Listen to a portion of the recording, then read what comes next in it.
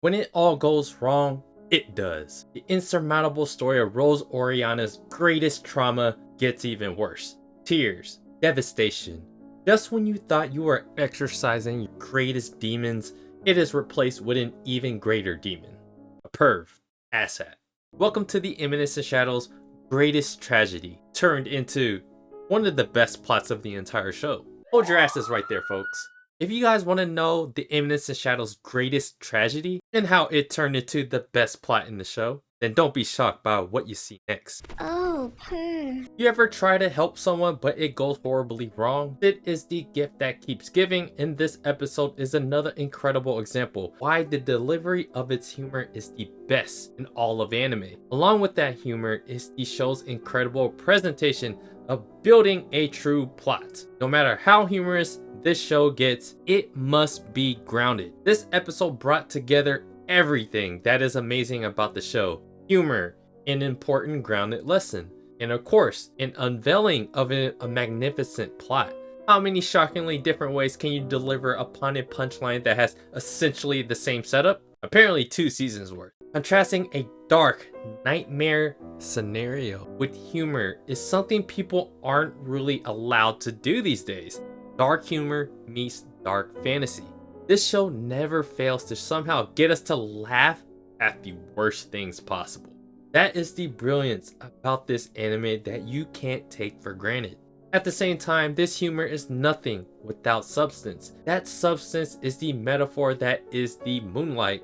Derived from that substance is the tragedy that helped realize the knowledge of said substance.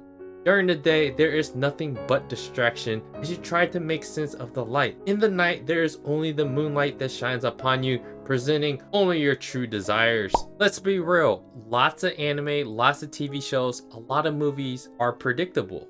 Like life and death, these things in the macro sense are predictable. So for the show, it's the same. Predictable in the macro sense, but unpredictable in the micro sense. However, what happens in between life and death is the special secret sauce. In a plot where Perv Asshat's plans are foiled, it is how this character reacts is what makes it all the more satisfying. How does the saying go? Every asshat gets his day. Let's be real, we hate him and Rose's mother. We want Rose to be that moonlight that gets her shine. Although it is easy to foresee the hero's outcome, does it not make it any less satisfying to see the vindicating moment for Rose? Like many other bigger villains, Mordred got to do what the vampire Crimson couldn't do, have his moment of truth. And that goes for Asshat too. He's an ass that had his day alright. Just as Mordred got his way, that just gives the opportunity for Shadow to get his way.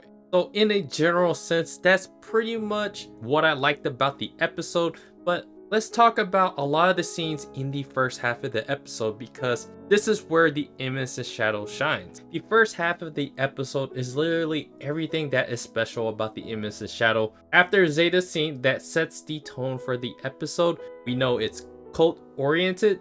So we have a legit serious plot on our hands and it's cult related. But after that, it drops a scene with Sid, then Sid with Margaret, then Sid with Margaret and Epsilon. Then boom, mad genius, half-naked piano player Sid Kagano. In these 2 scenes, my god, there's so many levels of humor here. Sid is talking to himself, thinking about how great his tyrannical Rose will be with the next steps that he takes. And as he's taking a sip of tea or coffee, Margaret pops out of nowhere like the stalker she is, and then she starts talking about how she lost him in the previous episode. After she talks about how she lost Sid, she talks about that creepy castle guard who happens to be a little pudgy. He too is a stalker that he doesn't realize that he is. So as she's making fun of the castle guard stalker and beating him down even further by assuming that he somehow stole some food because he's fluffy. This is only hearsay, we haven't seen the evidence yet,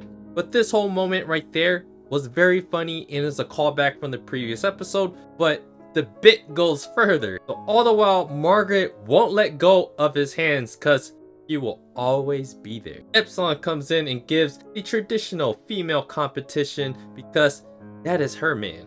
Then Sid does some replacement jutsu on them, and then he's half naked, playing the piano like a mad genius, and everyone is applauding. Sounds kind of like Kanye West.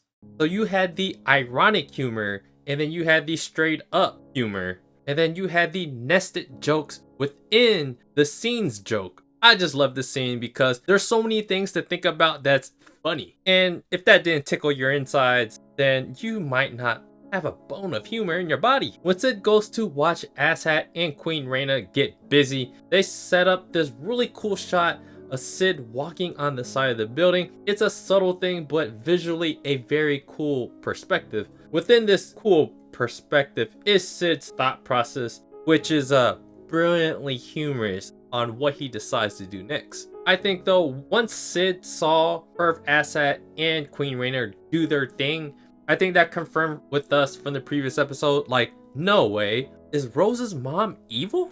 So leading into the very heart of the episode, if it didn't already confirm how terrible Rose's situation is with her mom banging Asshat, this is how it gets worse. Margaret comes in with the passive aggressive hating ass on Rose because Rose ditched their peeps for some shadowy peeps. It isn't until Shadow comes and does the unthinkable. Because remember, this is a tyrannical Rose. If we're being real, I think there is a good portion of people that would be vindictive. So Shadow choosing this route for the tyrannical Rose was actually good logic if that was the case. Except she's not.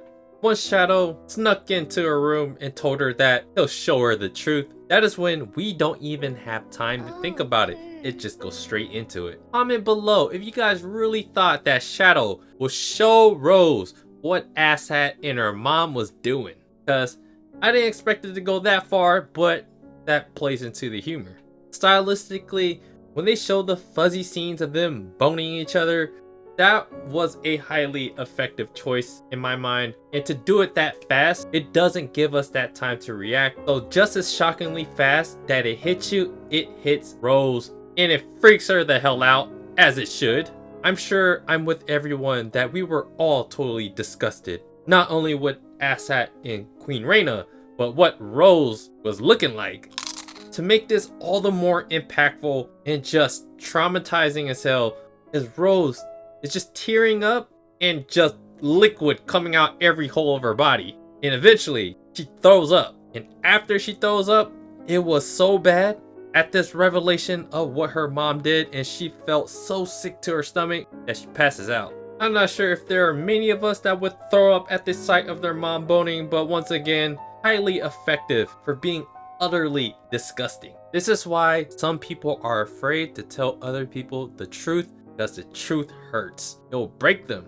This just reminds me of King of the Hill with Dale. Once Shadow realizes his mistake, it was kinda too late. But just to defend him right here for a bit, did slightly apologize. What kind of tyrannical person just passes out when you want revenge? I know I would. Guys, you don't understand how incredibly hilarious this was. We went from disgusting, infuriated, and just terrible for Rose to all of a sudden, freaking Shadow. He was just like, Gomen. Once Rose woke back up, it just re-emphasized how terribly mindfucked she is. This becomes the perfect time for Moonlight Sonata. Rose only has one other person that she can rely on, that she can cope with. That is Sid. Imagine everything that she's done up until this point was for naught. It's a terrible feeling. Awful feeling. Imagine having no one. Imagine if Sid just left Rose to her own devices. No matter how wrong Sid was, by assuming Rose is tyrannical, he still technically did the right thing in the end to help save her. In this moment, it recreated that same feeling that the very first episode had with Akane Nishino. The same Moonlight Sonata vibes, just hits perfectly to contrast the humor. And because of how grounded this moment is, how serious this moment is, you overlook the comedic irony. Like in season 1, episode 1, there was a huge learning lesson there with putting on a fake face, building up to the moment of Akane having her moment of realization that Sid was just like her. It was an incredibly dark lead up. She got kidnapped. She has been assaulted before. And this was kind of her norm because of her parents being powerful people. People want to kidnap her and use her. for extortion. This episode recreates that dark tragedy in Rose's character. Within that dark tragedy, Sid had a good metaphor that makes tons of sense. This is Sid's dumb genius. The bright lights of the day is very distracting. When it's nighttime and the moonlight shines upon us, there's only what we truly desire. At nighttime, what do? The things that you want to do. So I love this lesson here. And of course, Rose finds that Sid lost the ring. And it's all just typical Eminence Shadow irony here. All in all, those were my favorite, especially back-to-back scenes of Rose passing out up until the point where she has her moment of truth. The rest of the episode was really good too, but it is to be expected with a high tension plot. I love how the episode flipped the script onto Asshat. All the agony, fear from Rose basically transferred to Perf Asshat now. Everything in his life is going out of control, and everything that's going wrong, that could go wrong, is going wrong for him. From Rose's many faces of terror, Asshat mimics that. In the scene where he realizes he doesn't have the ring, it's that moment for him. And it's that satisfying moment for us viewers that hate villains. We get to see the bad guys have their day. The second half is all about the satisfaction of the destruction of the villains, taking their massive L's, and that includes Mordred as well. So yeah, that's pretty much the bulk of what I loved about this episode. The first half of the episode is just everything that I find fascinating about the show. The dark humor, along with the groundedness of lessons. It's just what's important about any show, really. So no matter what comedic relief, no matter what comedic irony is there, it's the serious moments that go beyond the popcorn. It's what makes a show good to great to a masterpiece.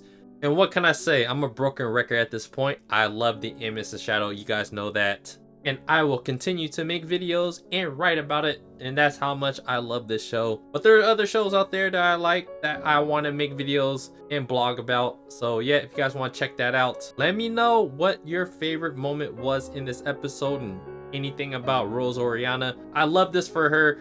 She's not my favorite character, but this episode does make you feel that much more for her. It gives her the level of depth. Now this episode solidifies her as a really good main side character. So let me know what you guys thought about this episode. I would love to know. Do me a favor, guys. Hit the like button, subscribe to the channel if you guys haven't already. Check out my blog at otakusin.com. Appreciate you guys watching, and I'll see you guys in the video.